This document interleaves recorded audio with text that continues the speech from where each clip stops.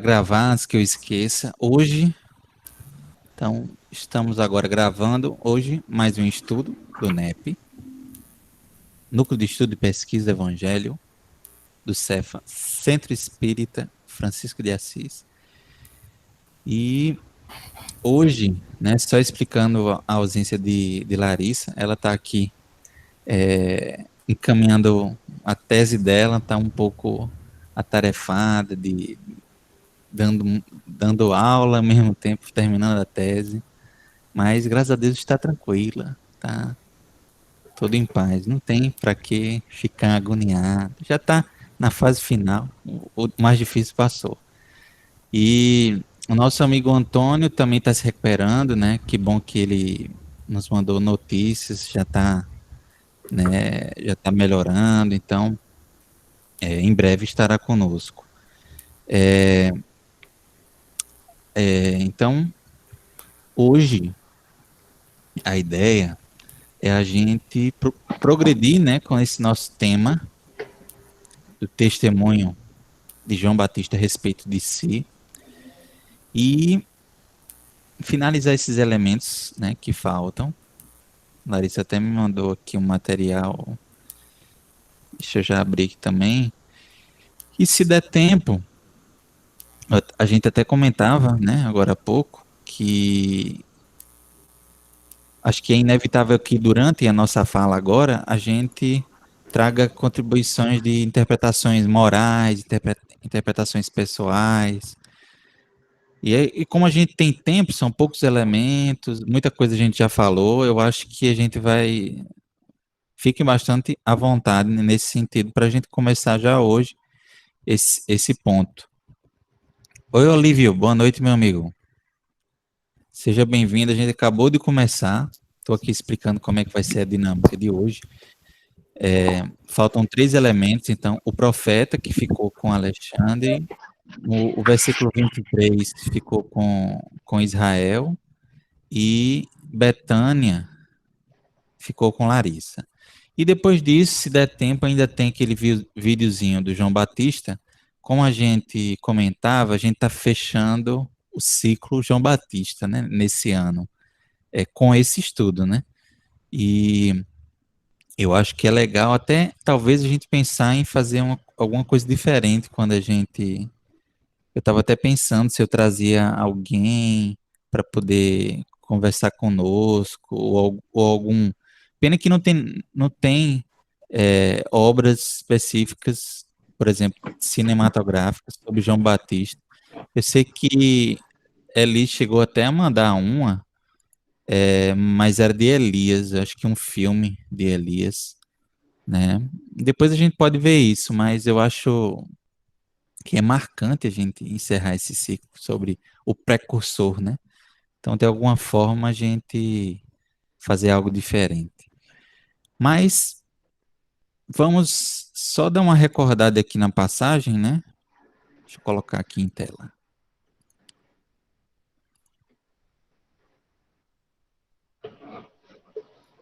Apresentar. Eu já vi aqui o arquivo que você me mandou, viu, Israel? Já está aqui na agulha. Pronto, então vamos ler a passagem novamente, né? Só tem em João, passagem mais curta. Até é bom porque essa semana teve o estudo lá da Paraíba, eu e Larissa, a gente ficou com a perícope, com um trecho enorme. Nossa, como dá trabalho. É muito melhor quando a gente pega trechos menores, com menos versículos, dá para a gente trabalhar com mais calma. Esse é um deles, né? Este é o testemunho de João, lá em Evangelho de João, capítulo 1, versículos 19 a 28. Este é o testemunho de João, quando os judeus lhe enviaram sacerdotes e levitas de Jerusalém para o interrogarem. Quem és tu? Ele confessou e não negou. Confessou: eu não sou o Cristo. E interrogaram-no. Então quem és? Tu és Elias? Ele diz: não sou. Tu és profeta? Respondeu: não. Disseram-lhe então: quem és? Para darmos uma resposta aos que nos enviaram. que dizes a respeito de ti mesmo? Disse: Eu sou a voz que clama no deserto. Endireitai o caminho do Senhor, como disse o profeta Isaías. E os que tinham sido enviados eram dos fariseus. E interrogaram-no e disseram-lhe: Então por que batizas se não és o Cristo, nem Elias, nem o profeta? Respondeu-lhes João, dizendo: Eu mergulho na água. No meio de vós está quem vós não conheceis, aquele que vem depois de mim, do qual não sou digno de desatar a correia das sandálias. Estas coisas ocorreram em Betânia, além do Jordão, onde João estava batizando.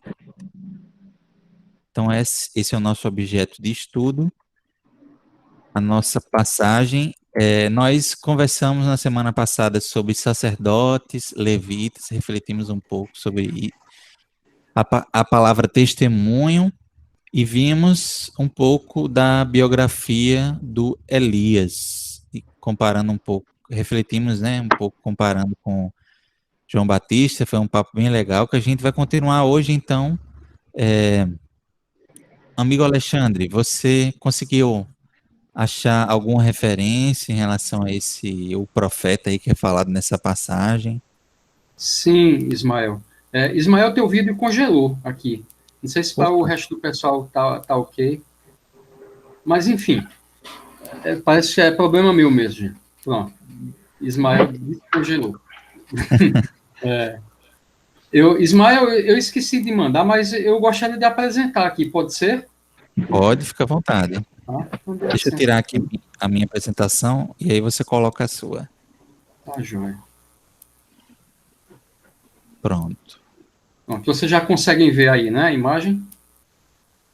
Sim. Pronto, essa imagem é o profeta Elias e o anjo. Esse pintor Escalante, ele viveu somente 36 anos. Era um talento, ele era de Córdoba, na região ali da Espanha, né?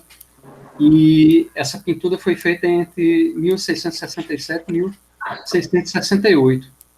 Achei muito bonita. Vi outras pinturas, a gente vai encontrar uma dezena aí, mas essa me tocou mais, gostei muito aí. E fiquei até de pesquisar em que momento isso se dá, essa coisa do anjo com Elias, não sei se é alguma passagem bíblica ou foi só uma criação do pintor. Mas, enfim, pesquisando essa questão do profeta, a gente vê o quanto esse povo, o povo judeu, era reencarnacionista, porque eles acreditavam que os profetas voltariam para dar continuidade à sua missão, né? Fosse qual fosse o profeta.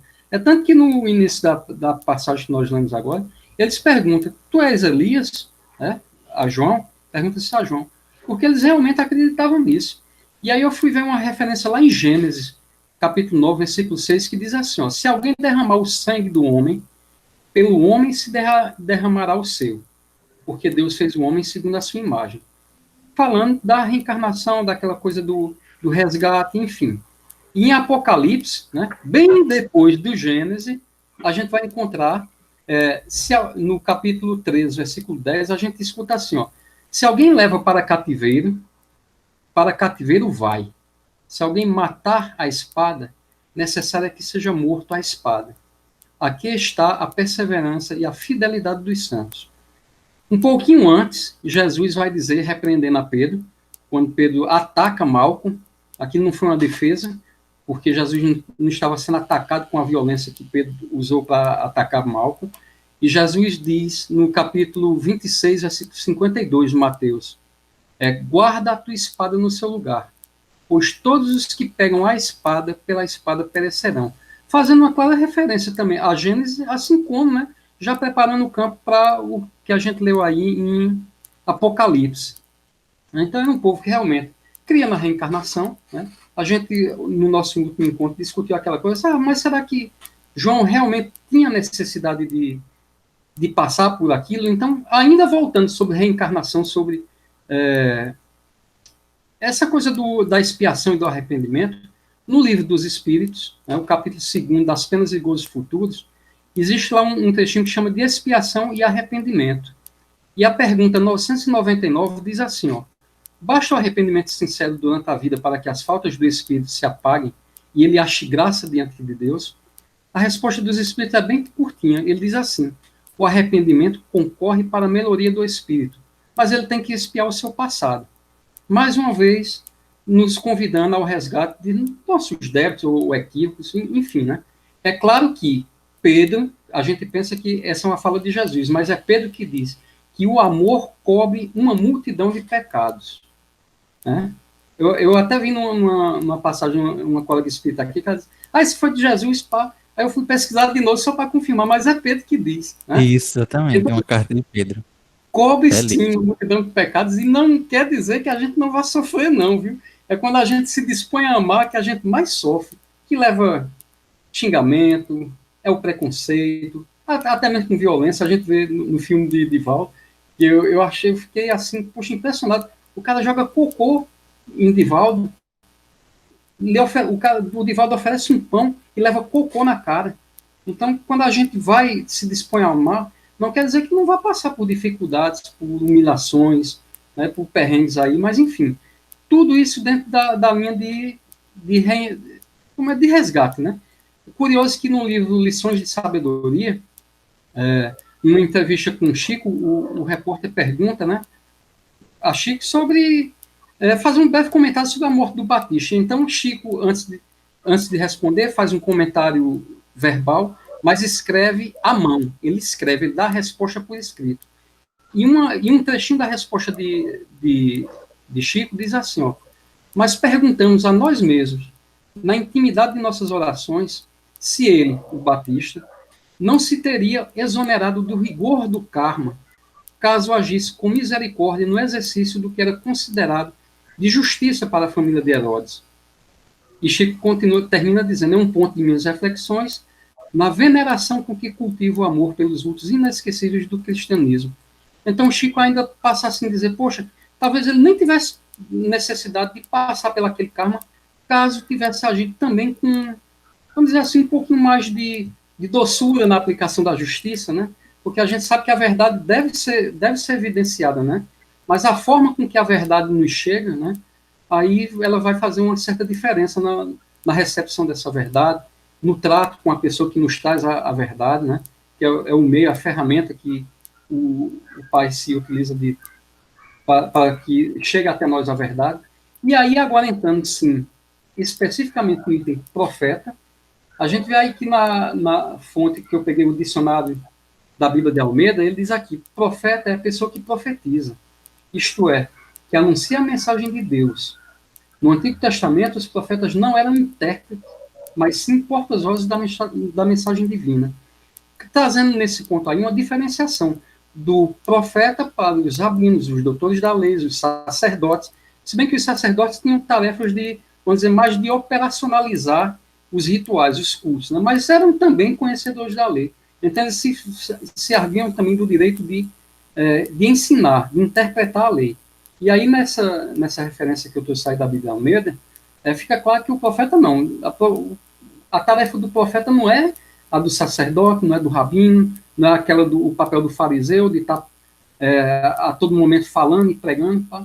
E no dicionário deles, a gente encontra aqui que a palavra profeta, é o parágrafo seguinte, deriva-se do grego profetes, que quer dizer pessoa que fala em lugar de outra, como intérprete ou proclamador, e também pessoa que prediz o futuro. Eu gostei da parte de intérprete, né, porque o profeta, como sendo uma pessoa geralmente com faculdades mediúnicas, né, ainda que não seja uma faculdade expansiva, aquela coisa toda, ele tem a intuição, então ele serve de intérprete, como a própria palavra médium quer dizer, que fica ali no meio entre uma coisa e outra, para servir de canal, de fonte, de meio, para que aquela notícia ou informação nos chegue. Né? Também, ele diz aqui, e também pessoa que prediz o futuro. Então, eventualmente, pode se referir o profeta pode estar falando, exortando o povo a olhar, a voltar às suas emoções, os pensamentos, os cuidados para um tempo futuro. Né? E aí, no dicionário de Strong, vocês usam o Bible Hub, né, como referência, mas o dicionário de Strong é o mesmo Bible Hub, só que em português. Agora estou usando o Strong agora, amigo, que eu acho mais seguindo fácil. a sua dica. Ele diz aqui O, que a primeira referência de profetas no grego é que nos escritos gregos era intérprete de oráculos ou de outras coisas ocultas. Então vinha com aquela mistificação toda, né? É alguém, o item 2 ele diz aqui que é alguém que movido pelo Espírito de Deus e por isso mesmo ser um instrumento ou porta-voz, solenemente declarar aos homens o que recebeu por inspiração, especialmente aquilo que concerne a eventos futuros. E aí, ó, ele diz assim que o profeta é secundariamente alguém que prediz o futuro, mas essa parte que está negritada aí, ele diz aqui, e em particular, tudo que se relaciona com a causa e o reino de Deus e a salvação humana. Então, predizer o futuro, sim, mas predizer o futuro com vistas a transformação, a natureza espiritual da humanidade. Então, não é predizer o futuro, o muro de Jerusalém vai cair no ano tal, né? Eventualmente vai lá, mas isso sempre estava associado a alguma circunstância de mudança, algum evento que iria trazer alguma reflexão de natureza moral para o povo como coletivo. Né? Os adivinhadores não, eles se prestavam, né, a adivinhar coisas pessoais, particulares, do dia a dia, do cotidiano, que Moisés repreendeu. Né? Inclusive, dizer aqui que Moisés, dentre os profetas, ele é considerado o maior dos profetas. Né? A gente viu aqui em outras passagens aqui que nós comentamos no nosso último encontro, que esperava-se que um novo profeta viesse, mas que fizesse o cêntuplo do que Moisés fez. Aí, minha gente, tenha paciência. Aquelas pragas todas do Egito, atravessar o povo no meio daquele mar ali, né? Moisés fez o que fez e o povo ainda esperava que alguém viesse para fazer 100 vezes mais. Tenha paciência, né? Eles queriam um mago mesmo, um mágico, um abracadabra, não? Enfim, eu vou passar aqui para o próximo. Algum comentário sobre isso, gente? Eu posso passar? Vou só sim, fazer um, né, Hoje pode não. falar, Oli. quando você falou sobre Divaldo, eu me lembrei de uma passagem de Francisco de Assis, quando ele foi pedir ajuda para os seus meninos, né, para as suas crianças, e a pessoa deu uma cusparada no seu rosto. Isso. Dizem que também teve uma outra personalidade histórica que aconteceu isso, mas eu estava ouvindo aí uma palestra do Haroldo, ele contando, lá em Minas Gerais aconteceu a mesma coisa, cidadão Irmã advogado, Dulce. todo vestido. A Essa irmã outra Dulce foi a também, irmã Dulce. É. não sei não, tem muitas histórias. Mas teve um que ele contou, disse até o nome da pessoa, que ele foi lá em Minas Gerais, a pessoa estava todo paletó, imagina, o paletó gravado, aí foi pedir um auxílio lá, amigo do Chico, aí quando foi lá, a senhora, puf, cuspiu no rosto dele. Aí ele disse, por favor, aqui, esse aqui. E a mulher também começou a chorar também, a senhora. Então, às vezes, assim, eu acho que eu sempre perguntei isso aos meus alunos, eu perguntava, quem é o humilde de vocês aqui? Aí ele levantava a mão, né? Aí eu contava a história do Francisco de Assis. Rapaz, nenhum, no final das contas, dizia que era mais humilde. É porque, viu, Alexandre, acho que quando a gente está preparado, as coisas vão se sucedendo, né? E muitas vezes, uma coisa seria terrível para a gente, para eles encaram com outro jeito. É como as coisas que aconteceram com o Chico Xavier. Com qualquer um de nós, a gente teria, né? Mas para ele, eu entendo que pela sua capacidade de evolução, ele já absorveu bem melhor que qualquer um de nós. Então, eu acho assim, faz parte. Faz parte da caminhada, né? Faz parte, meu irmão. Realmente, eu não vejo a hora de um dia receber uma agressão, né? E agir como uma forma dessa aí, Jesus. Me abençoe. Não é nem se a gente vai, é quando, meus amigos. No mundo que a gente vive. Mas Alexandre, tem só um ponto que eu queria comentar. Eu achei muito interessante isso que você trouxe. Esse significado mais amplo e profundo do que é profeta. Eu achei fantástico. Quando esses destaques que você fez, né? Primeiro que profeta, eu gostei quando foi falado profeta como intérprete, né?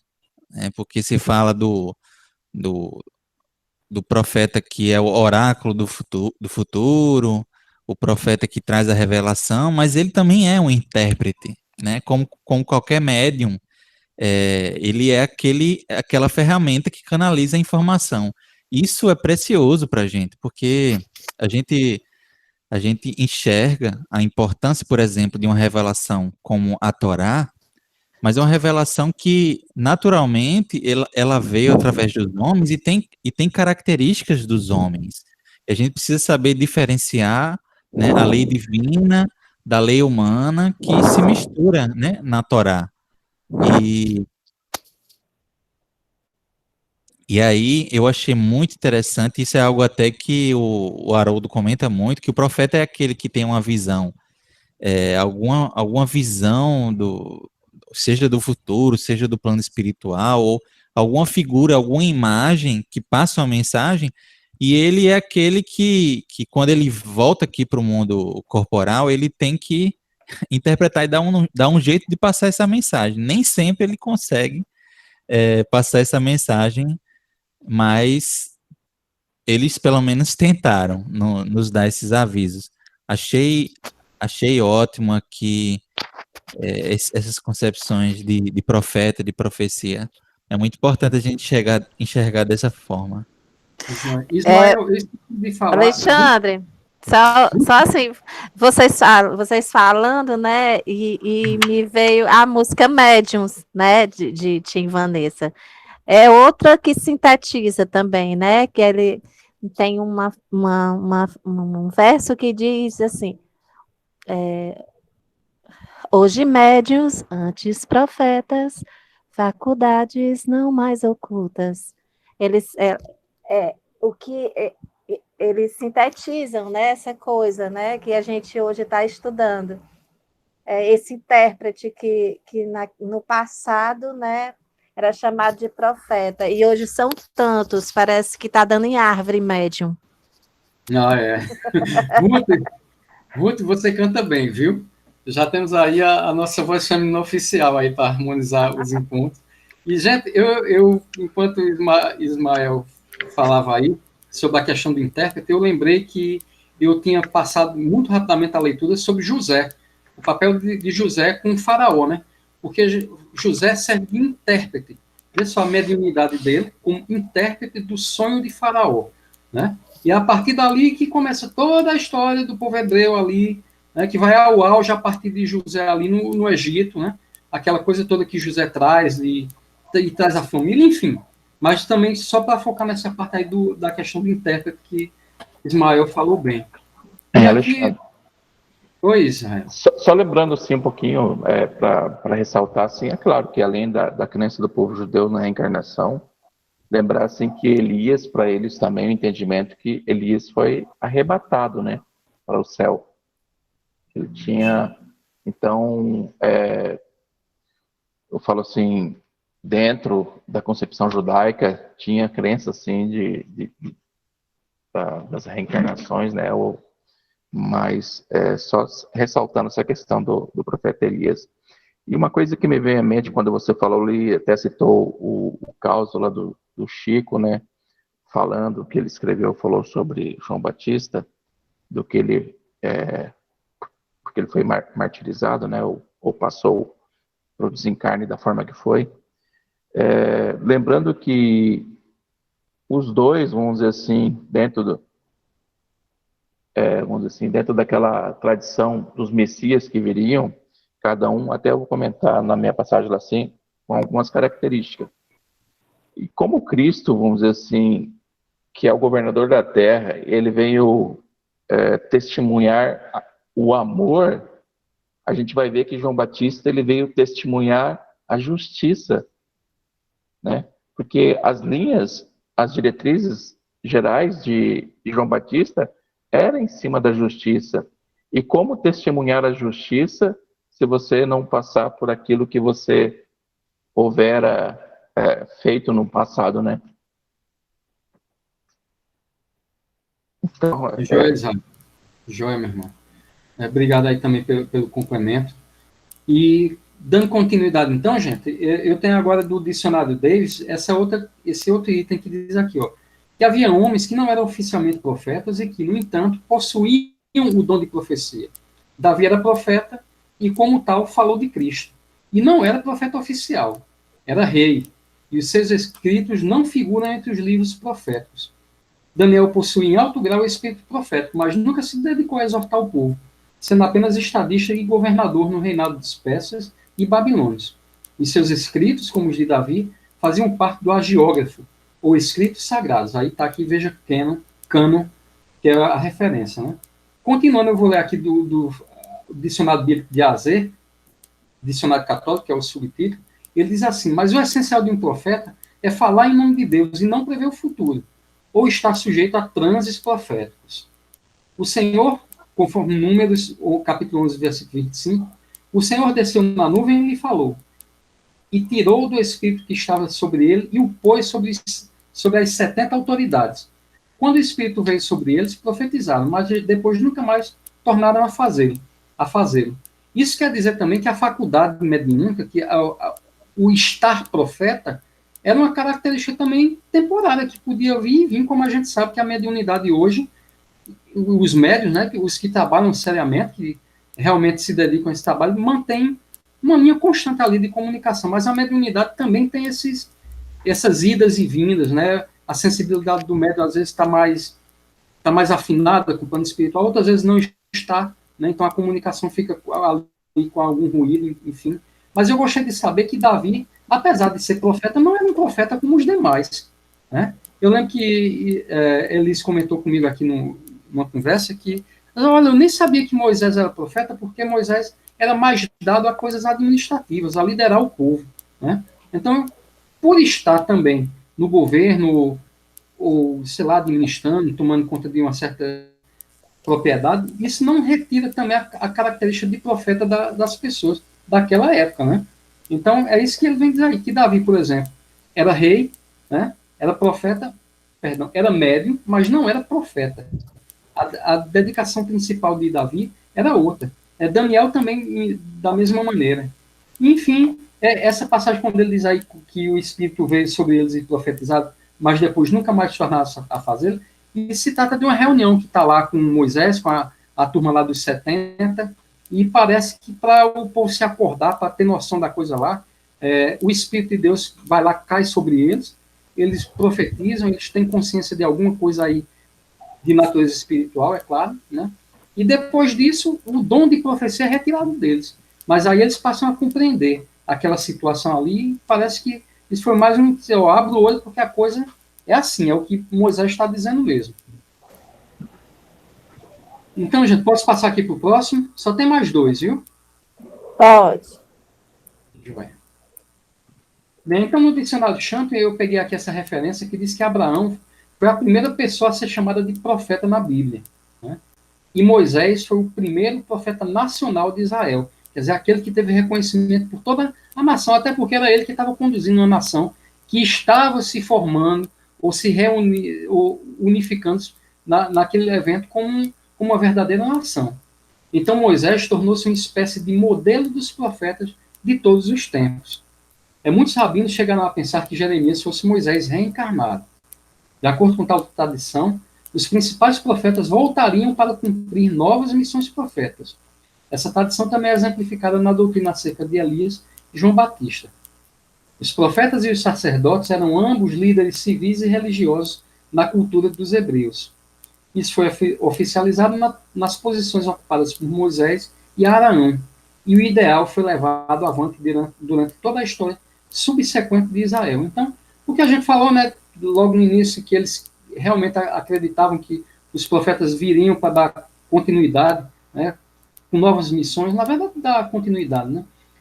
Eles eram ambos líderes civis e religiosos, até porque, como era uma sociedade voltada, né, as leis voltadas, todas com base na religião, então era natural que o sacerdote também dirigisse a vida, vamos dizer assim, a vida jurídica, né? O dia a dia, as relações jurídicas entre as pessoas.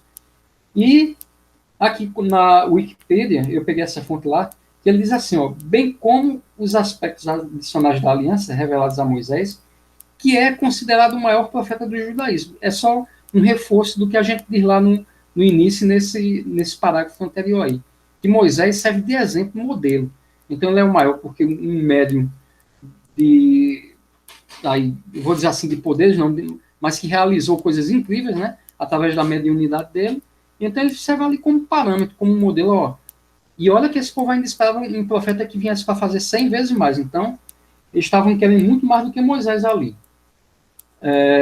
Desculpa. E termina com isso aqui, gente.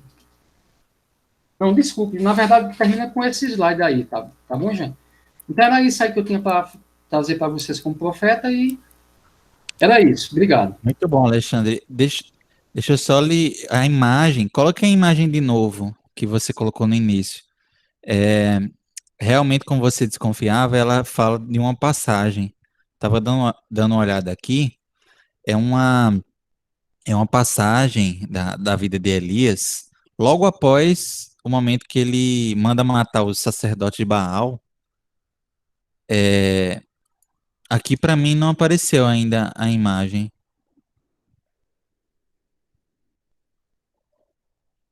Opa, agora foi, agora apareceu. Então, essa imagem retrata uma cena que acontece no deserto. Depois que eles mandam matar os sacerdotes de Baal, a, a esposa do rei Acabe, Jezabel, ela ameaça Elias, né, de persegui-lo, né, por causa daquilo. Ficou irada. E aí Elias fugiu para o deserto, né? E aí essa cena retrata justamente esse momento que ele está no deserto e como acontece com muitos profetas, ele estava lá naquele lamento, e pediu para morrer, literalmente pediu para morrer. Lá em Reis, primeiro livro de Reis, capítulo 19, versículo 4, diz que ele foi sentar debaixo de um zimbro, que é uma planta, e pediu para si a morte. E disse: Já basta, Senhor, toma agora a minha vida, pois não sou melhor do que meus pais. Aí mais à frente aparece o anjo do Senhor e traz pão e água. Se eu não me engano, é isso mesmo, né? Pão e água. Ou é pão e vinho? Acho que é pão e água. Deixa eu ver aqui. Uma jarra de água e pães assados. Dizem: se levante, meu amigo, levante-se e siga aí, que você tem muita coisa para fazer ainda, porque te será muito longo o caminho. Então, essa é uma passagem bem marcante da vida de Elias, que é retratada aí nessa bela pintura. Boa escolha, meu amigo. Ótima Joia. Obrigado, meu irmão. imagem. Obrigado. Valeu. Então, pessoal, é muito boa a pesquisa do Alexandre. Algo a acrescentar sobre, ou alguma dúvida, ou a gente pode seguir em frente para Israel? Eu vou já projetando aqui o material que Israel me mandou. Eu espero que, às vezes, quando eu baixo o arquivo aqui, Israel, no meu computador, ele desconfigura um pouco. Aí eu dei uma ajeitada, não sei se está exatamente como você me mandou. Acho que deu para ajeitar aqui, que acontece muito aqui no meu computador. Eu acho que meu PowerPoint é um pouquinho antigo. Vamos lá aqui. Então, meu amigo Israel, fique à vontade. A palavra é sua. Na verdade, é mais contextualizando também dentro de tudo que foi dito, né? João Batista, dentro dessa comunidade judaica nessa época, o que eles vai trazer até alguns detalhes ali da questão política, né? E desse período, vamos dizer assim, que dentro dos profetas silenciaram, né? A vinda depois do fim de Elias, ele foi João Batista, ele reaflora na comunidade judaica essa questão messiânica lá, né? Tanto que eu estava vendo hoje nos estudos que o Haroldo faz do profeta Isaías, ele fala que, na verdade, é um profeta que foi um pouco esquecido pela comunidade judaica em matéria de se aprofundar em estudos, geralmente, principalmente pela essa característica messiânica dele mesmo, né? Dele anunciar esse profeta que viria. Então, dentro da passagem ali, que eu sou a voz que clama no deserto, endireitai o caminho do Senhor, como disse o profeta Isaías, João 1:23. A expectativa e a prática judaica naquela época, então, a esperança messiânica e o Batista, no judaísmo primitivo, a esperança messiânica assumia várias formas. Alguns judeus aguardavam a vinda de um personagem messiânico concebido nos moldes de Davi, para retomar a força à terra prometida, ao povo de Deus. Né? Parece que alguns membros da comunidade de Querã esperavam dois personagens messiânicos, que um seria o sacerdotal e outro seria o régio, ou de caráter majestoso, né? Que seria o significado de régio ali. Né? Outros judeus aguardavam um profeta escatológico, né, do fim dos tempos, semelhante a Moisés. A expectativa samaritana de um Tareb, que seria um Moisés redivivo, como se ele fosse um Moisés redivivo que estaria a vir, né? Então havia ainda os que esperavam a vinda de uma era messiânica generalizada, sem se concentrar num personagem messiânico específico. Parece que outros judeus da antiguidade, aparentemente incluindo-se aí os saduceus, não alimentavam nenhuma esperança nessa relação, né, desse Messias, né. Se puder passar aí, pode. Reconhecendo-se que... Israel, desculpe. Tu pode voltar um pouquinho o slide, só para fazer um questionamento. Pronto, tá aqui, ó. Outros judeus aguardavam um profeta escatológico, semelhante a Moisés, né? Então, essa palavra aqui, escatológico, significa assim, ao fim de uma era, né? E não ao fim do mundo como a gente conhece. Eu estou entendendo certo? Fala assim, fim dos tempos, né? Mas é fim de uma era, assim, nesse entendimento maior. Mas a gente vai ver, assim, que tem alguns que levam para esse sentido, né? De fim de mundo, né? Como se fosse o fim dos tempos. Mas seria o fim desses ciclos mesmo, que a gente sabe que cada profeta vem cumprir um ciclo das profecias, né, dos precursores lá, né? Então, obrigado. Fazendo referência a esse final de tempo. Exatamente, ciclo, Alexandre. Né? Esse tema é interessante, e essa interpretação é que a gente entende. Como Israel falou, alguns terminam levando ao pé da letra. O próprio Kardec, ele faz uma reflexão muito interessante no Livro dos Espíritos. É até um texto pouco conhecido, mas é lá no finalzinho já do Livro dos Espíritos. E o Alexandre caiu, acho que já ele volta. Então, lá no finalzinho do livro dos Espíritos, ele fala assim que... Voltou, meu amigo?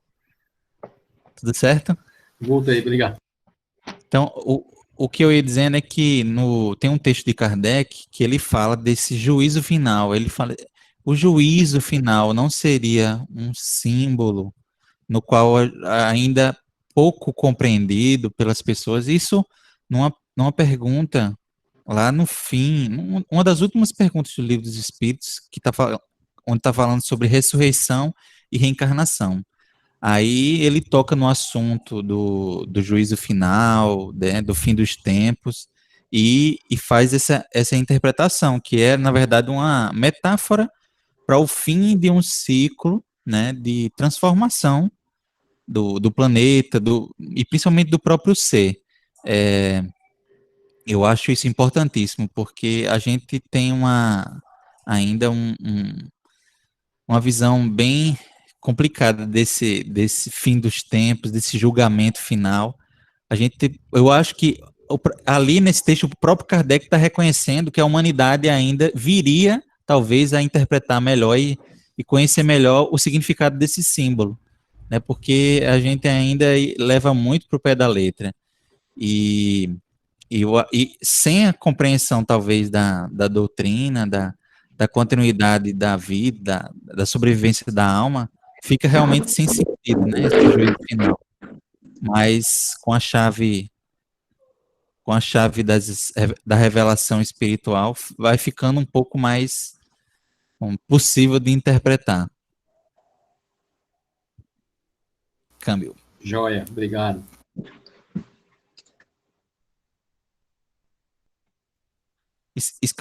Deixa eu passar aqui, Israel, que eu esqueci de passar. Escatologia é até um ramo de estudos teológicos, assim, né? sobre esse. Muita gente se debruça a estudar sobre isso e tal. No meio evangélico tem muita teoria sobre isso, tem algumas coisas bem mirabolantes.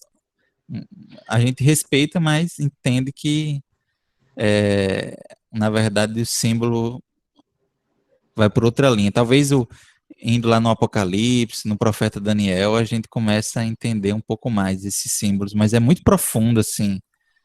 Tem que estudar bastante para entender. Câmbio.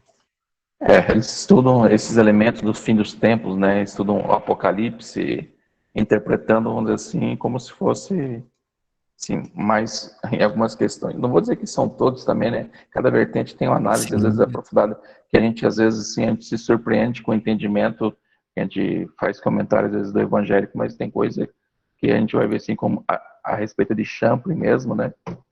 Que vem de uma linha que não...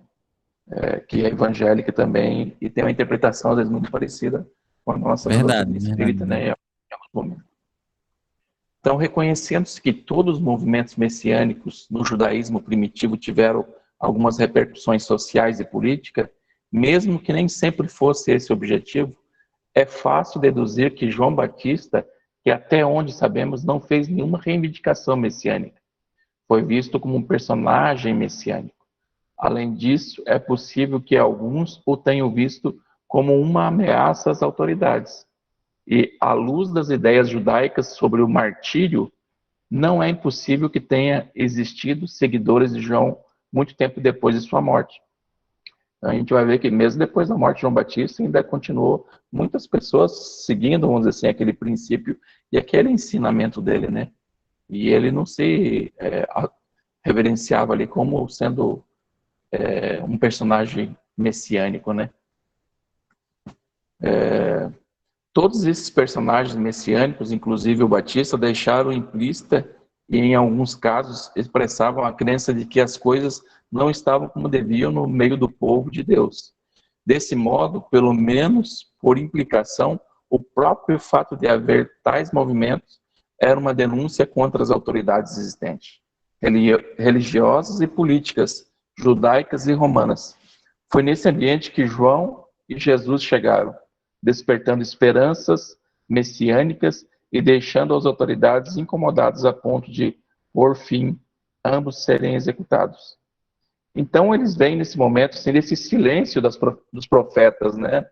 Que faz reaflorar, vamos dizer assim, essa ideia da chegada do Messias, revivendo toda o profeta Isaías, né? Dentro daquele Messias, tanto que João Batista, ele se caracteriza conforme as profecias de Isaías, né? Israel, Então, pode só uma falar. pergunta. Israel, tu sabes me dizer, assim, o hiato de tempo do último profeta para a chegada de João, de Jesus? Mais ou menos quantos anos? Porque, assim, ficou um tempo, né, sem ter esses profetas que vieram, assim, de tempos em tempos, né? Então, esse Messias, né, esse próximo profeta, ele era muito aguardado, né? Independente dessa visão de ser mais ou um guerreiro, ou realmente um salvador. Aí eu queria saber mais ou menos assim o tempo. Você sabe dizer? Mais ou menos 400 anos. É isso, Israel? Entre 400 e 500 anos, eu acho, dentro das profecias aí dos grandes profetas, né? Que são considerados grandes profetas. Porque teve vários profetas, né? E aquele momento que tinha muitos profetas, muita gente profetizava, assim como João Batista também, no deserto, mas nunca se enquadrava tanto, vamos dizer assim, como as profecias messiânicas. Às vezes não davam tanto sentido. Mas João Batista começou a ter uma repercussão, porque ele também, sendo sentido político, ele começou a ir contra, na verdade, Herodes, né? Vamos dizer assim, colocando a postura dele, e a postura de todos aqueles da sociedade judaica, né? Que vinham distorcendo as leis divinas e saindo do que era do que era o objetivo deles como nação, né? Alguém ia comentar alguma coisa, Olívio? Israel. Eu acho que a diferença de Moisés para o Cristo é 500 anos, né? Se fala a memória. Uns 500 anos. Moisés já é bem mais, né? Mas diz aí, mais 500. o último grande profeta, né? No caso, esse período de 400, 500 anos é do último dos profetas até... É o período entre o Novo... Aliás, entre o Velho e o Novo Testamento, né? Que é chamado de período intertestamentário. Mas Moisés é o quê? Não é 500 Quantos? anos, não, estou enganado. Antes É, do Cristo, 500 anos, não. Porque esses profetas vieram depois de Moisés. Eu estou começando agora a ver isso.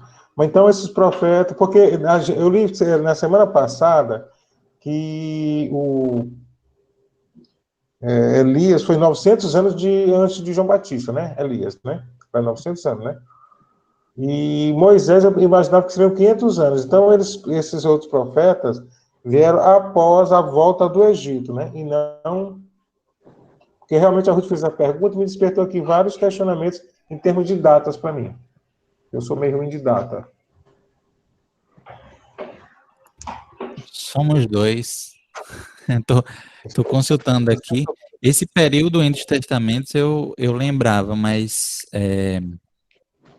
muita coisa aconteceu na Torá, né? Na Bíblia hebraica. Então, Eu sei, eu acho que é entre 400 anos. De Moisés eu também não tô lembrando que certo.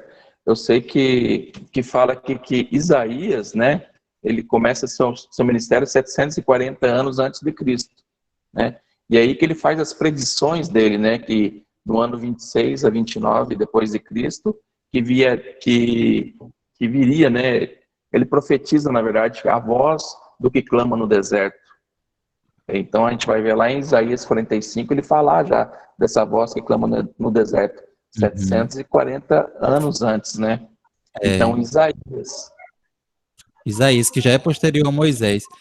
Eu estou dando uma olhada aqui, óbvio que esses períodos de anos, eles são sempre aproximados, né? Mas, pelo que eu vi aqui, é mais ou menos 1.000 a 2.000 anos, aliás, 1.000 a 1.200 anos de diferença entre Moisés e Jesus, né? Mais ou Sim, menos 1000 a por aí. 1200. Tá certo. Aí tá bom. Mas é bom para a gente se localizar, né? A gente não pensa, né? Quanto tempo passou, quanta coisa pode acontecer em 1.000 anos, né? Então, não é brincadeira, não. As revelações, elas foram colocadas mesmo em períodos elas precisam se desenvolver. Então, se a gente for pensar nisso, a doutrina espírita, ela é um, um bebezinho, né? Uma criança. É. 160 anos.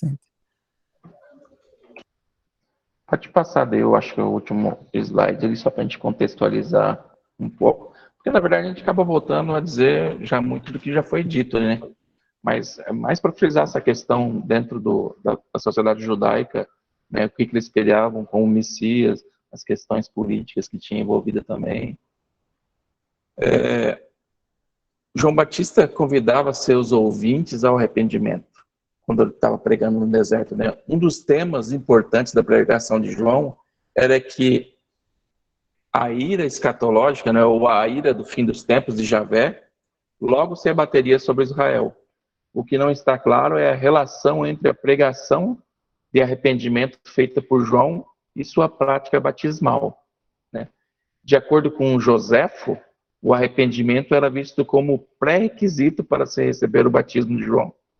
Porém, Marcos e Lucas chamam o rito de João como batismo de arrependimento, o que pode significar um batismo que expressa a disposição de se arrepender e levar uma vida que produza frutos correspondente a esse arrependimento. Como que toda a sociedade de Israel, ali no povo judaico, tinha saído, vamos dizer assim, do caminho deles em relação a Deus, né?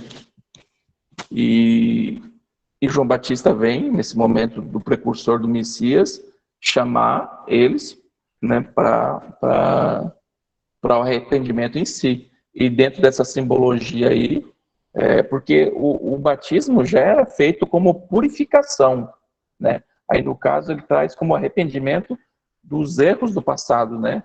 Dos equívocos, né? Porque dentro dos rituais judaicos, eles tinham, na entrada do templo, vamos dizer assim, poços, os tanques que se tinham ali, que eles faziam os rituais de purificação, né? De limpeza para adentrar o templo. E João Batista vinha com esse movimento, né? Que eu falei assim, da questão da justiça em si, né? Do arrependimento. Não sei se... Tem muito a ver com esse versículo, né, que é um resgate de Isaías, né, esse endireitar as veredas, endireitar os caminhos, é preciso endireitar primeiro para poder progredir, né, você não caminha numa estrada, por exemplo, eu estava tentando aqui fazer uma comparação, por muitos meses aqui no Ceará, a gente viajou, eu e Larissa, para Crateús, que fica bem no interior, né? Quase ali mais para cima para o Piauí. E assim, essa viagem, ela começou durando umas 5, 6 horas, mas quando a estrada melhorou, porque era uma estrada muito complicada, esburacada, tá, um caminho bem complicadíssimo, tem a hora que a gente praticamente parava. Mas, assim, de 6 horas de viagem, eu já consegui fazer 4 horas de viagem. Então, é uma diferença enorme. Você não progride num caminho mal, vamos dizer assim, mal capinado, mal desenvolvido,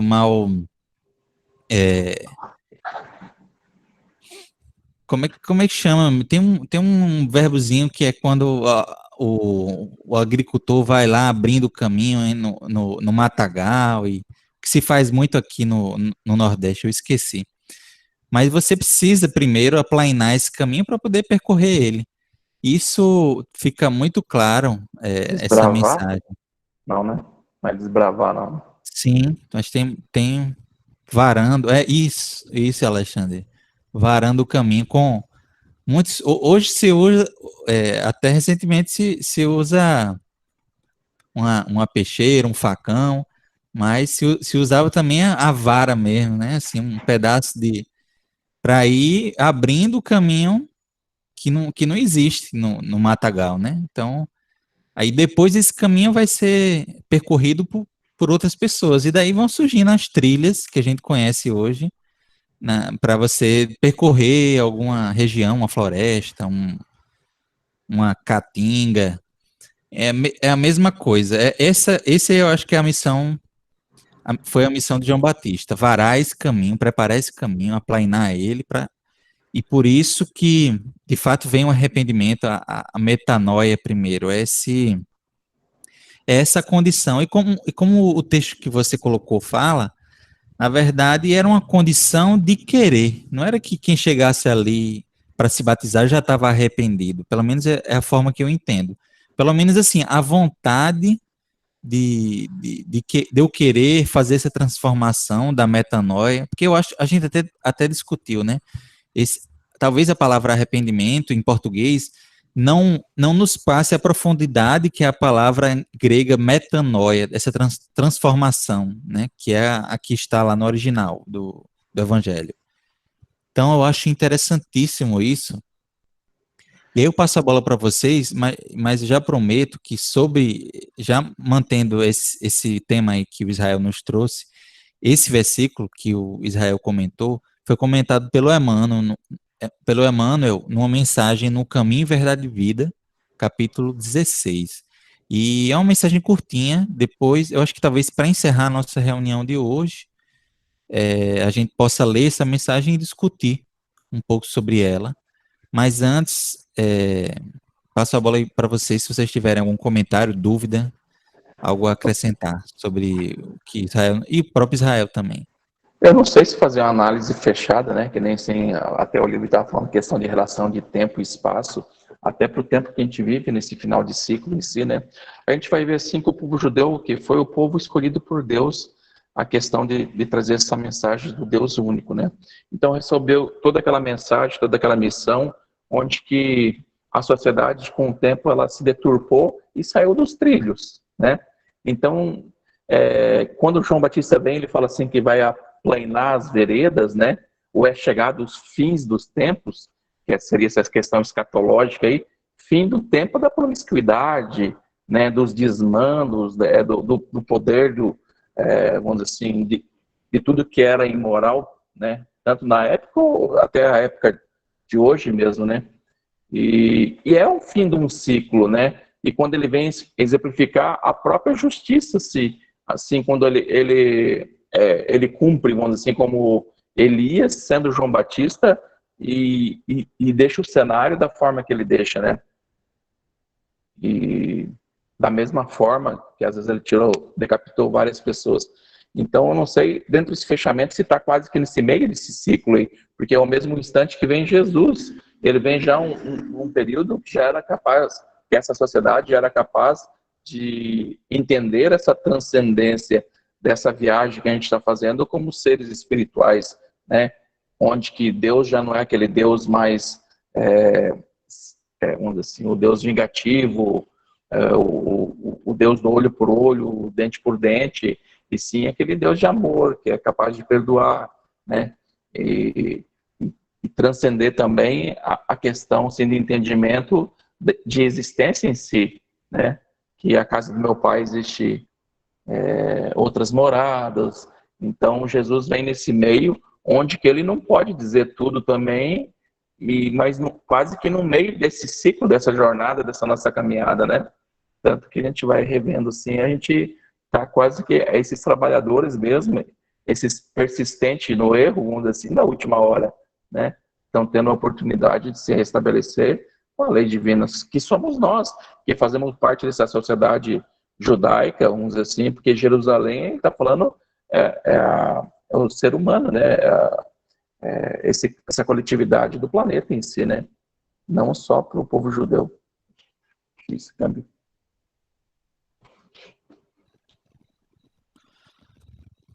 Muito bom, Israel. Obrigado, meu amigo, pela pesquisa. Posso Pode, falar? Olivia, fica à Opa. vontade. Amigo, assim, interessante. Assim, o Zé estava colocando, eu acho que principalmente o início do novo ciclo, né? Acabou aquele ciclo do olho por olho, dente por dente, de Moisés, da justiça, né? Que, na realidade, gente, necessitava daquilo, né? Às vezes, quando o pessoal fala assim, porque Elias mandou matar várias pessoas, observa, Paulo matou quantos, né? Será que Paulo, quando foi recebido lá no plano espiritual, por todo o trabalho que ele fez, ele não foi muito bem recebido, talvez até por Jesus, né? Às vezes, na execução da tarefa, é necessário você fazer algumas coisas, assim, meio fortes, né? Como dali ele pegou aquele sacerdote de Baal e ia fazer o que com eles, né? Ia deixá-los livres, né? Para que eles voltassem e tramassem para derrubá-lo. Tanto que depois ele até fugiu, porque ele teve medo da rainha, que era de Tiro, né? Que era ela politeísta, né? Que agora eu esqueci o nome dela, né? Então, assim, eu acho que às vezes, especialmente nos tempos mais antigos, as coisas tinham que ser feitas. Por exemplo, agora temos o quê? Pandemia. Muita gente desencarnando. Por que Deus permite isso? Porque eu acho que é necessário. Entendeu? Então, quando Paulo, ou então quando eles foi lá e cortou a cabeça daquele povo tudinho, foi a pura necessidade. Ele ia deixar aquele povo daquele jeito para tramar, para tentar. Então, ele tinha necessidade de implantar realmente o monoteísmo e que Deus estava ali. Agora, realmente, na vida de Elias, tem muita coisa esquisita, o arrebatamento, o fogo que pegou lá no templo e muitas outras coisas, né? Aí, assim, nós, como espírito, ficamos perguntando, mas como é que é isso, né? Será que isso aconteceu de verdade? Bem provável não, né? Deve ter uma outra explicação que nós não sabemos, nem vamos saber, porque faz muito tempo, né?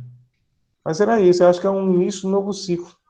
O ciclo do amor, né? Que ainda não está implantado, né? Ele só implantar, colocou a semente, mas infelizmente, né?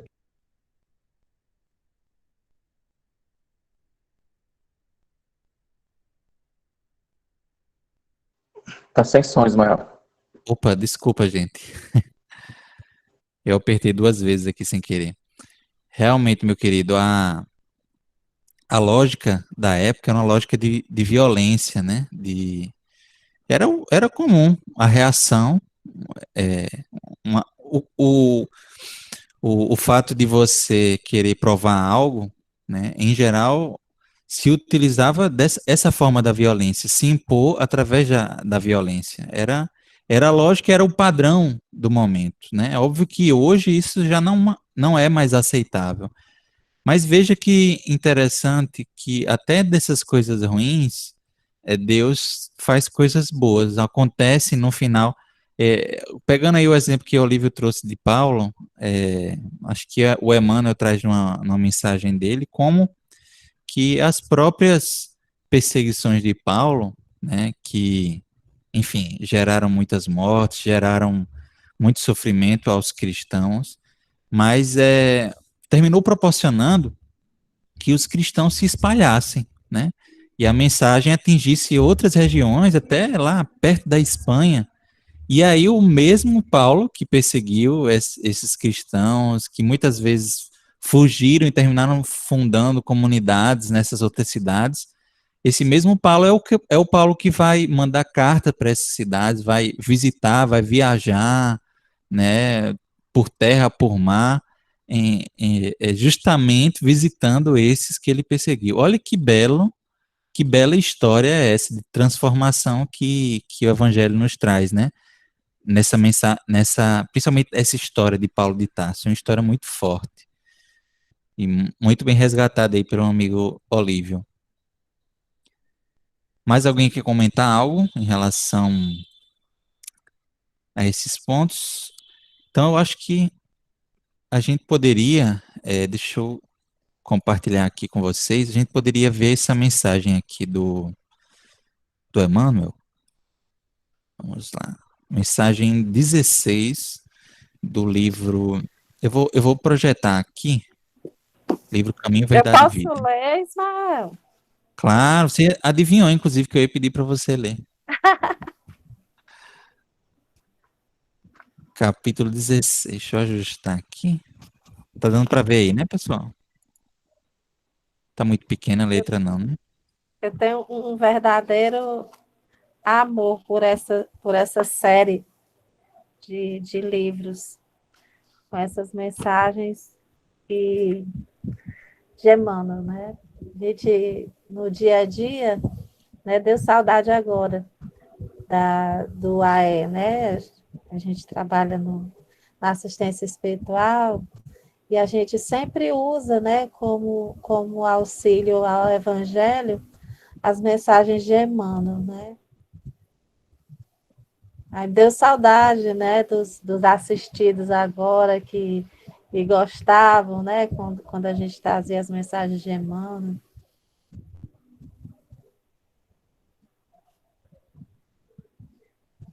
Para ler? É para ler? Sim, pode ler, amiga. A gente lê e Pronto, depois a gente comenta. pronto. Endireitai os caminhos. E Emmanuel começa com a citação de João, de Jesus em João, capítulo 1, versículo 23. Endireitai o caminho do Senhor, como disse o profeta Isaías. E Emmanuel começa dizendo: a exortação do precursor permanece no ar, convocando os homens de boa vontade à regeneração das estradas comuns. Em todos os tempos, observamos criaturas que se candidatam à fé, que anseiam pelos benefícios do Cristo, clamam pela sua paz, pela presença divina e, por vezes, após transformarem os melhores sentimentos em inquietação injusta, acabam desanimadas e vencidas. Onde está Jesus que não lhes veio ao encontro dos rogos sucessivos? Em que esfera longínqua permanecerá o Senhor distante de suas amarguras?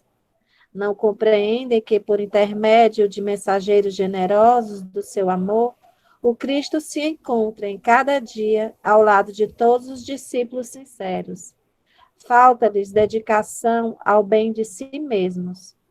Correm ao encalço do Mestre Divino, desatentos ao conselho de João. Endireitai os caminhos.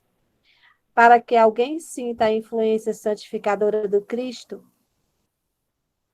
é preciso retificar a estrada em que tem vivido. Muitos choram em veredas do crime, lamentam-se nos resvaladouros do erro sistemático, invocam o céu sem desapego às paixões avassaladoras do campo material.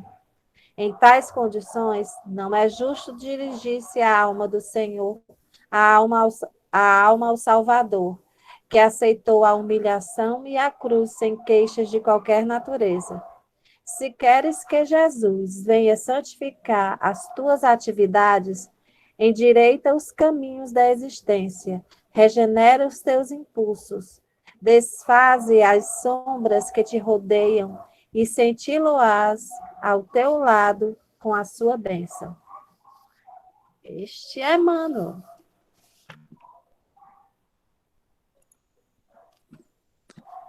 Pois é, né, gente? Uma grande síntese da mensagem de João Batista e um convite, né, para todos nós, para essa preparação.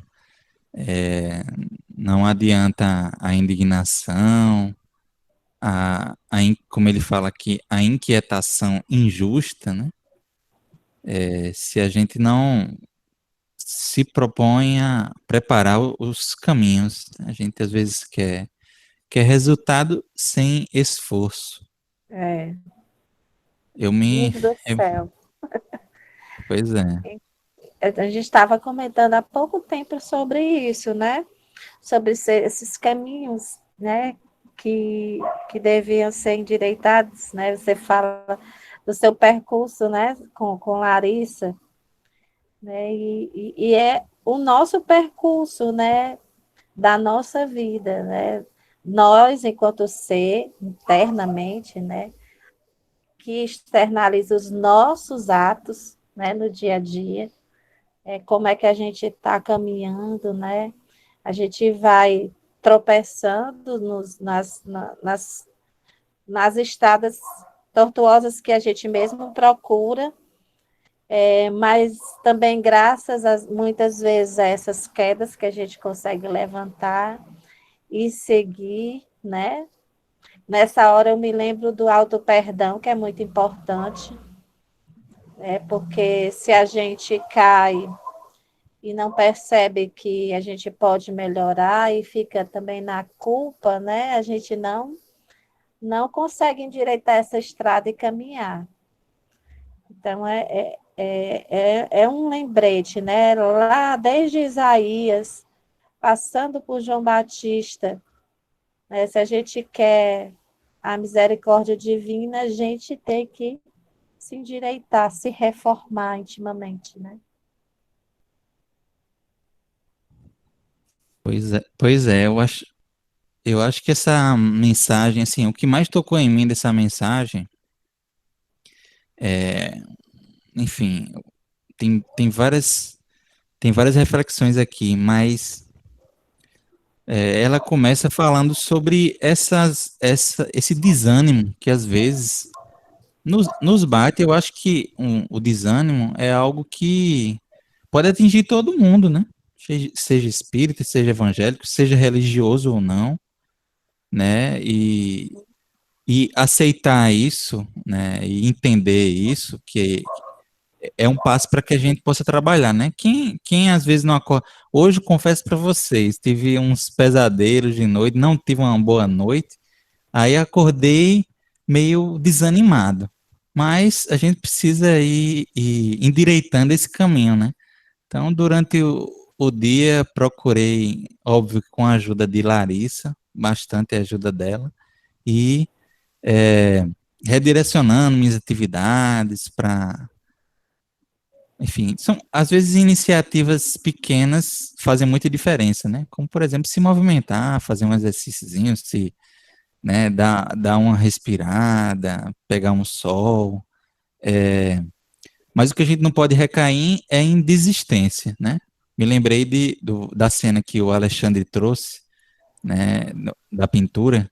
O Elias lá no deserto, deitado, vou desistir da vida. Jesus me leve. Aliás, Deus me leve. E aí chega o auxílio espiritual com o que ele precisa. Olha, aqui está o pão, aqui está a água. Levante, meu irmão. Você só precisa disso, né? E siga que o caminho é longo. Eu acho que isso é uma mensagem universal e atemporal, né? Essa mensagem do João Batista não foi algo realmente só para aqueles seguidores dele lá, né? Não foi só nem para os próprios cristãos, os homens do caminho. Acho que fala muito conosco hoje, com os desânimos, com as indignações, as inquietações que a gente passa hoje, principalmente nesse período de transição, de pandemia, de isolamento. Então, bateu forte essa mensagem aqui em mim. Alguém quer mais comentar, gente? Eu acho que tudo isso é um convite ao trabalho, né? À movimentação. Eu estava vendo hoje, acho que, não sei se foi Haroldo que comentou lá, que estava com isso na cabeça, que, como ele fala ali, que onde está Jesus, que não lhes veio ao encontro dos vogos sucessivos. Né? Assim como a gente roga a Deus, vamos dizer assim, nós somos essa sociedade, né? Essa comunidade judaica, essa história do povo judeu, né? Que clamamos a Deus todo dia, né? Para ele vir, e Deus envia seus profetas, né? A gente vê o que nós fizemos com os profetas que venham trazer a mensagem de Deus, se não aniquilamos, né? Então, a oração em si, rogar a Deus, é a gente se aproximar a Ele, né? Através da rogativa, através da oração. Mas através do trabalho, a gente pôr em prática, dentro daquilo que a gente deseja com o divino, é o momento que Deus se movimenta até você. Então, você orar é você se aproximar de Deus. E o trabalho é Deus se aproximando de você. Né? Dentro daquilo que a gente faz. Ismael, muitas mensagens, né, que a gente vê desses espíritos que nos trazem mensagens para nos animar, eles dizem, espera e confia, trabalha e não para, né? Tipo assim, várias, né? E essa mensagem, né, desses espíritos que nos ajudam, né, são frequentes, é como no texto fala, né? A gente às vezes fica, né, na rogativa, esperando, mas não bota o pé para andar e ir atrás, né? A gente às vezes não entende o que está ao nosso redor, né? Esses mensageiros que Deus envia, generosos do seu amor, para nos auxiliar nas nossas dificuldades, né? Então, o trabalho, né, o serviço, a oração, né, e a confiança, ela é sempre uma coisa tão maravilhosa, né, que a doutrina espírita nos traz, porque eu só observo esse tipo de mensagem, assim, eu só comecei a ver esse tipo de mensagem, desse tipo no meio espírita, assim, que a gente tinha que confiar e esperar, que a gente tinha que trabalhar, né, para que as coisas dessem certo.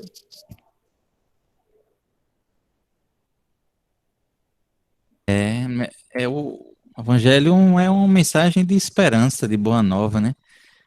Isso é importante lembrar. O Israel comentou que essa semana, na verdade, há várias semanas lá no estudo do NEP da Federação Paraibana, a gente está estudando Na verdade, a gente já está chegando na parte da crucificação, né? Estamos perto da crucificação. Então, a gente está vivendo esse clima, um clima que Jesus está trazendo muita realidade da hipocrisia dos fariseus, né, da incoerência daquele povo.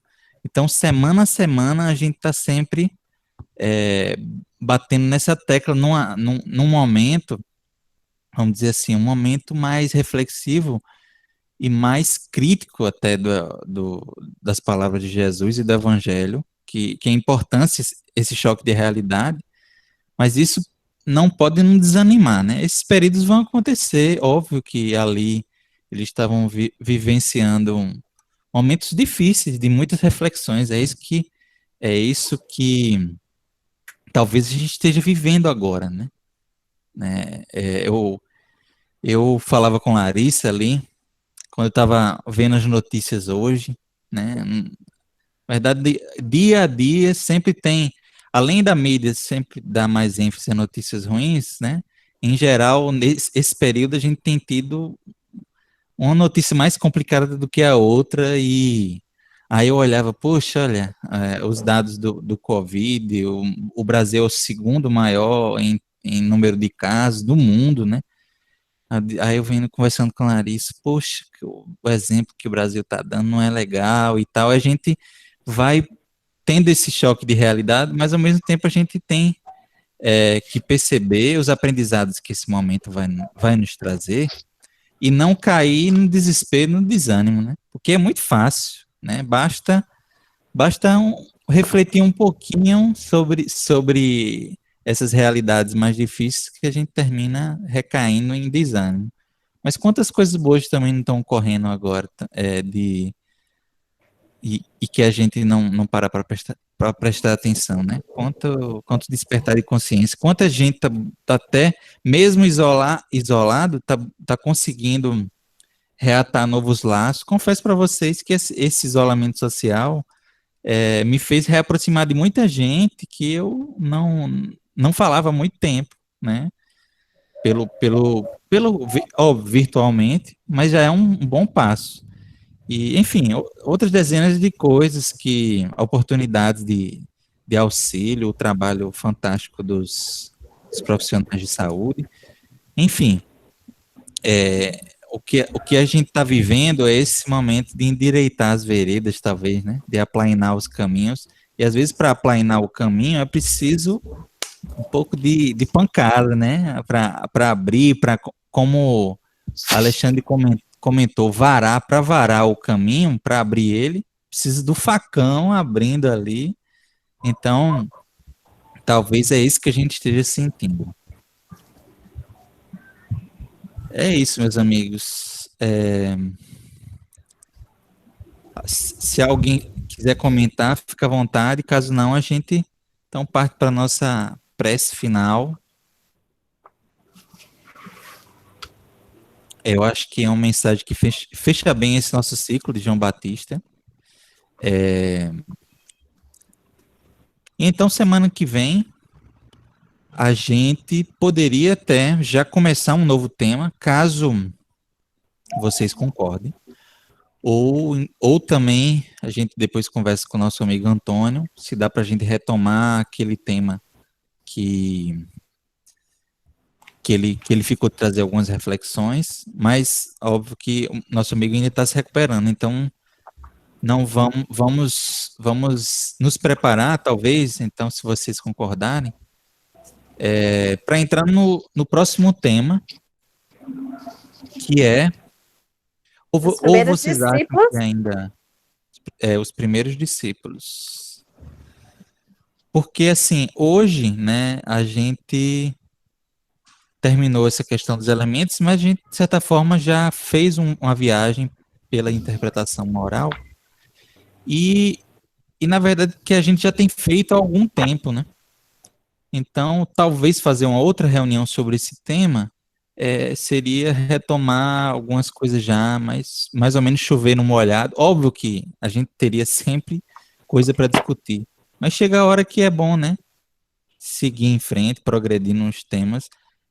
Então, o tema como a Ruth comentou, os primeiros discípulos de Jesus. Também em João, Evangelho de João, capítulo 1, versículos 35 a 42. Os E tem primeiros discípulos. também Mateus e Marcos. Ah, não. Peraí, desculpa, ali é no canto errado. Essa passagem só tem em João Essa tem nesse formato, né? Esse chamado, se não me engano, Vem que eu te farei um pescador de homens. Não sei se é isso. Depois eu vou checar. Mas nos outros evangelistas, a cena é um pouco diferente. João tem algumas particularidades. As pés de ciclo. Pode ser, então? Ficamos acordados dessa forma? Tranquilo, né? Então, para encerrar nossa reunião de hoje, vocês lembram que semana passada a gente leu a música Veredas, né?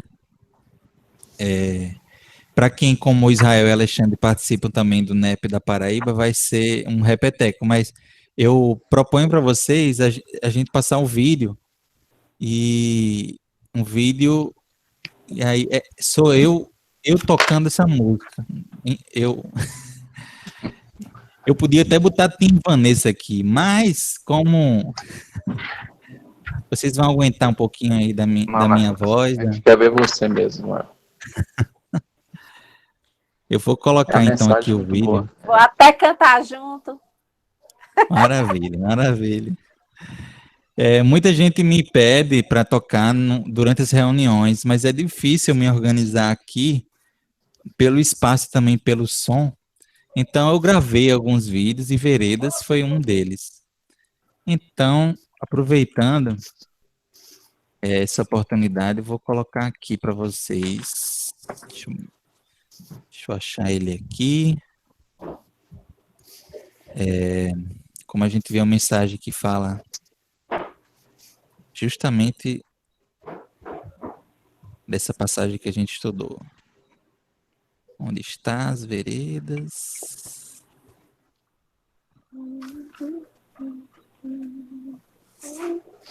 Perdão, aqui, achei.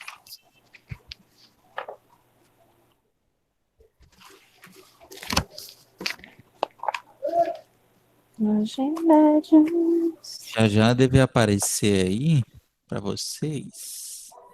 Me avisem quando aparecer.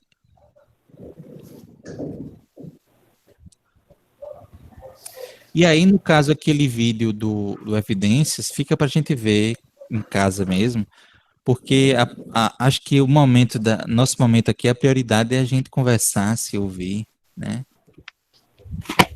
Então, vou dar play aqui, e aí a nossa prece final, nossa reflexão final aqui com a música Veredas.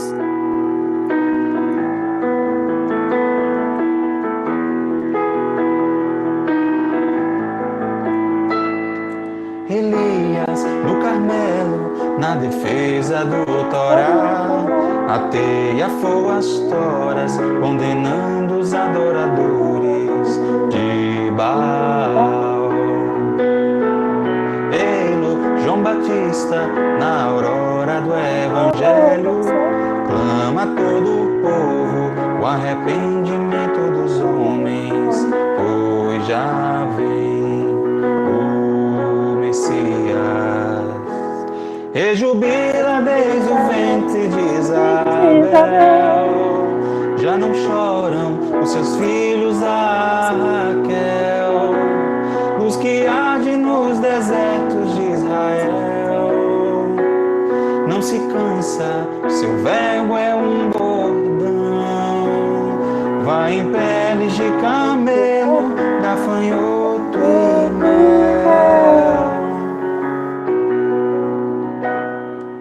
Voz que calaram na bandeja, ainda estronda no Jordão, sobre a pena de talhão, a reparação. Bênção divina, pedagogia da reencarnação.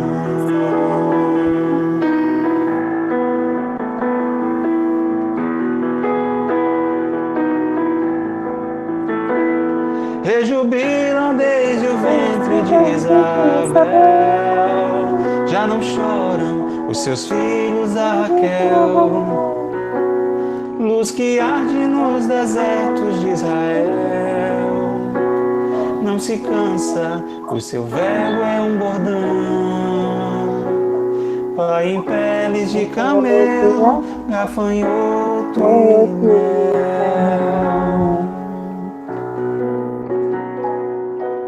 Voz que calaram na bandeja, ainda estronda no Jordão. Sobre a pena de talhão, a reparação. Bênção divina, pedagogia da reencarnação. Endireitai as veredas do amor, reconduzindo o rebanho ao pastor. Água e fogo na evolução, na geração da regeneração.